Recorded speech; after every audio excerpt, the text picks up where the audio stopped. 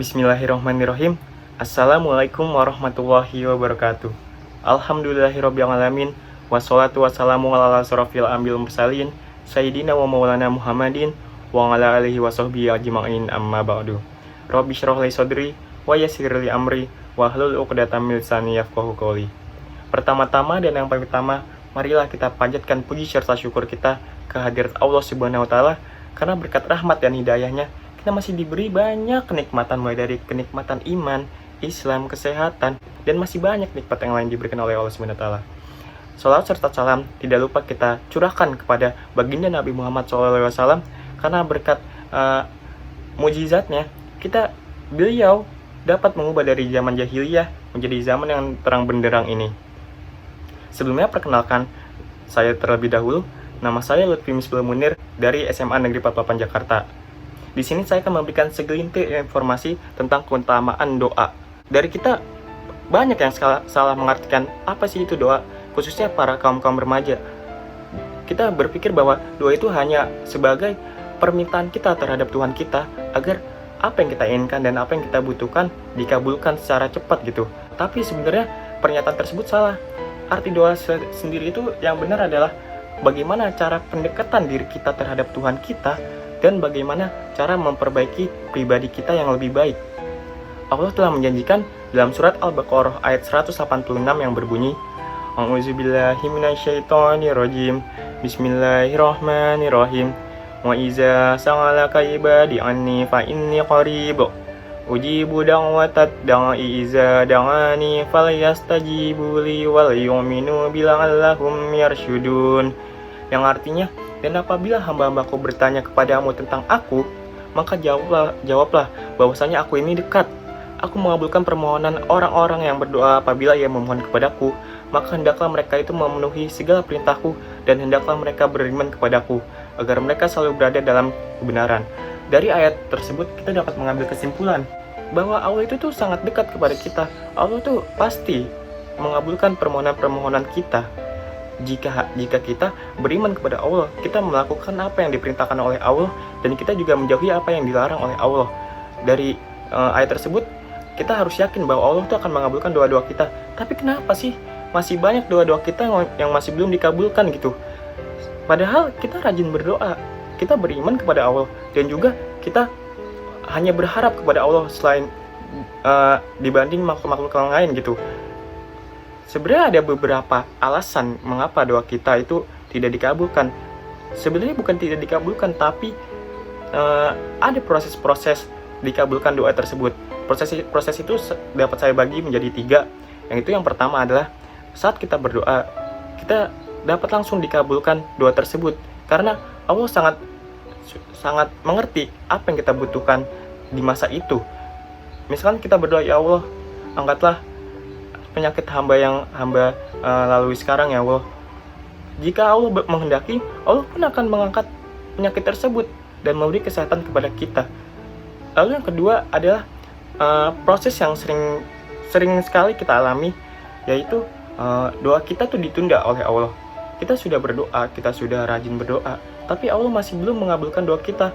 Sebenarnya bukan belum mengabulkan, tapi Allah sedang menunda doa kita.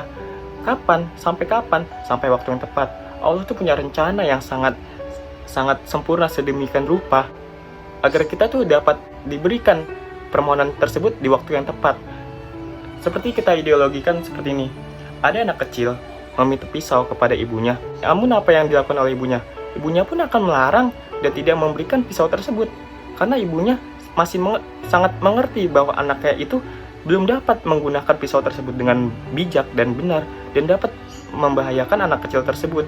Namun setelah berjalannya waktu, anak tersebut sudah mengerti apa sih kegunaan pisau tersebut, dan ibunya pun akan memperbolehkan anak tersebut menggunakan pisau untuk lakukan yang baik. Nah, dari contoh tersebut kita dapat mengerti bahwa Allah itu sebenarnya sangat sayang kepada kita. Kita juga dapat ambil contoh misalnya di kehidupan sehari-hari. Ya Allah, kenapa sih hamba itu sangat kentang dibanding yang lain? Hamba ingin good looking gitu seperti teman-teman hamba yang lain, tapi doa-doa kita tuh masih belum dapat dikabulkan. Allah sebenarnya sengaja belum mengabulkan doa kita karena Allah tuh yakin kita masih belum dapat menggunakan kenikmatan yang Allah berikan kepada kita. Allah tidak ingin hamba-hamba yang soleh dan solehanya menjadi kufur terhadap kenikmatan yang Allah berikan gitu. Jika misalkan kita diberi kenikmatan tersebut, kita sudah menjadi good looking gitu, bisa saja kita menyakiti hati-hati orang lain, dan juga kita dapat sombong, serta kita dapat mencemooh orang yang menurut kita lebih rendah gitu.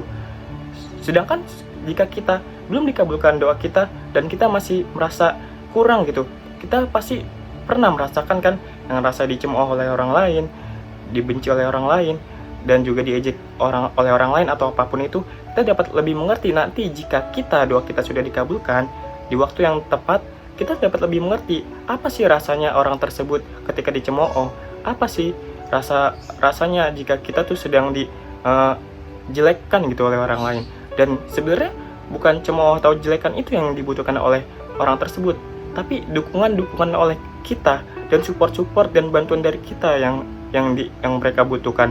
Jadi Allah akan memperbaiki akhlak kita nanti ke depannya, dan setelah kita menjadi lebih baik lagi, pribadi kita menjadi lebih baik lagi, kita itu akan lebih berakhlak dibanding orang-orang yang sudah good looking duluan tadi, yang merasa sombong, yang sifatnya akhlakless gitu. Dan juga ingat teman-teman, sangat mungkin kentang menjadi makanan yang enak, bukan? Tapi semua itu butuh proses yang panjang, benar? Nah, oleh karena itu kita hanya perlu menunggu dan tetap berdoa untuk permohonan atau permintaan yang kita inginkan atau kita butuhkan, dan nanti Allah pun melalui proses-prosesnya akan mengabulkan doa-doa kita tersebut. Jika kita diibaratkan sebagai kentang tersebut tadi, itu hanya contoh segelintir saja, sebenarnya masih banyak contoh yang lain. Jika kita diibaratkan sebagai kentang yang tadi, melalui proses yang panjang, kita pasti dapat lebih mengerti apa tuh arti makna dari proses tersebut. Atau kita ambil kesimpulan gampangnya, Citato lebih diminati oleh banyak orang dan harga jualnya lebih tinggi dibanding Ciki Cuba gitu teman-teman. Jadi kurangilah rasa suudzon kita terhadap Allah Subhanahu wa Ta'ala, bahwa Allah tidak mengabulkan doa kita. Allah bukan tidak mengabulkan, tapi hanya menunda. Tidak apa-apa orang lain sudah bisa terbang jika kamu adalah penguasa samudra. Lalu ada yang ketiga, proses yang ketiga, yaitu kita sudah ada orang nih, seorang hamba yang rajin sekali berdoa kepada Allah. Dia pagi-pagi selalu berdoa, siang, sore, malam, bahkan hingga tahajud, namun juga belum dikabulkan hingga akhir hayatnya. Allah sebenarnya itu sangat sayang kepada orang tersebut. Karena kenapa? Allah tuh ingin sekali sangat dekat dengan hambanya itu. Karena hambanya itu tuh Allah yakin dia tuh sangat sabar. Hambanya tuh sangat mengerti apa yang Allah rencanakan. Allah tuh akan mengganti doa-doa tersebut nanti di surga. Allah akan mengganti doa-doa tersebut menjadi pahala, dan Allah akan mengabulkannya di surganya. Namun tidak lupa juga bahwa doa kita tuh harus seirama gitu dengan usaha kita. Karena apa yang kita harapkan jika kita hanya berdoa tanpa usaha? Tidak ada hasilnya teman-teman.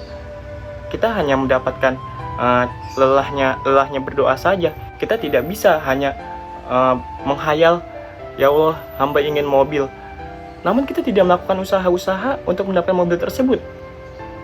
Doa itu tuh butuh proses, nggak seperti ketok magic yang sekali ketok langsung magic gitu. Jadi kita juga butuh usaha yang maksimal agar dapat dikabulkan doanya itu. Kalau setiap doa itu langsung dikabulkan, nanti kamu lupa caranya berusaha. Namun ada juga manusia yang selalu berusaha, dia usahanya maksimal, sungguh-sungguh, tapi dia lupa untuk berdoa kepada Allah Subhanahu wa Ta'ala. Karena menurut dia itu usahanya itu tuh sudah maksimal, sudah sebaik-baik mungkin, dan karena usahanya itulah dia bisa mencapai apa yang dia inginkan, sehingga dia hanya berpikir semuanya itu hanya berasal dari usahanya. Dia lupa bahwa Allah lah yang melancarkan usaha-usaha tersebut gitu. Jadi kita dapat memetik kesimpulan, usaha tanpa doa itu sombong, dan doa tanpa usaha itu sia-sia. Namun jika kita berusaha dan diiringi oleh doa, maka apa yang menurut kita impossible dapat menjadi impossible. Lalu, there is beautiful thing I read today. There is a boy asked his mom. He said, if everything is already written in Lauhul Mahfuz, then why should I wish? And she answered, maybe on some page Allah has written as you wish. Jadi jika semuanya apa yang terjadi di alam dunia ini sudah ditulis oleh Allah Subhanahu wa taala di Lauhul Mahfuz, mengapa kita mesti berdoa? Mengapa kita mesti meminta, memohon oleh Allah Subhanahu wa taala, oleh Allah gitu? Mungkin jawabannya adalah di beberapa lembaran di Lauhul Mahfuz Allah menuliskan jika kamu meminta. Oleh karena itu kita tidak boleh menyerah gitu. Kita tidak boleh memikirkan takdir saya sudah ditulis nih oleh Allah. Semua dari awal lahir hingga nanti mati sudah ditulis dan kita tinggal hanya nunggu aja gitu. Nggak gitu teman-teman. Jadi kita harus tetap berusaha dan berdoa, karena doa adalah senjata paling mematikan bagi umat Islam gitu. Mungkin cukup sekian saja yang dapat saya sampaikan. Kurang lebihnya mohon maaf. Wabillahi taufiq wal hidayah. Wassalamualaikum warahmatullahi wabarakatuh.